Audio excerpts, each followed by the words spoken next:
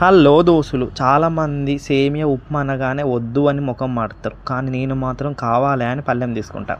అయితే గీ పాలతో చేసిన దానికంటే సేమియాని ఉప్మా లెక్క చేసుకొని తింటే నాకు మస్తు ఇష్టం. తింటా అంటే తినబుద్ధి అవుతుంది. అయితే సరిపడా ఉల్లిగడ్డలు, పచ్చిమిర్చి, కొత్తిమీర, కరివేపాకు అన్నీ తీసుకున్నా. అయితే దీంట్లోకి ఉల్లిగడ్డలు మరిన్ని వేసుకుంటేనే రుచి కమ్మగా ఉంటుంది. అయితే నేను రోస్టెడ్ సేమియా తీసుకున్నా. దీన్ని వేయించుకొని అక్కర్లేదు, డైరెక్ట్ ఎసట్లనే వేసుకోవచ్చు మంచిగా. అయితే అన్నీ మంచిగా వేగినాక, టమాటా వేగినాక, కరివేపాకు వేసిన, అన్నీ వేగినాక అల్లం వెల్లుల్లి పేస్ట్ మాత్రం వేయలేదు, ఎందుకంటే అల్లం వెల్లుల్లి ముక్కలు వేసుకున్నాను. అయితే ఇవన్నీ వేగిన తర్వాత మంచిగా సరిపడా ఎసరు పోసిన, ఎసట్లనే ఉప్పు కూడా వేసుకున్నా. ఎసరు కొద్దిసేపు మసలాలే, అప్పుడే దీనికి రుచి కమ్మగా ఉంటుంది.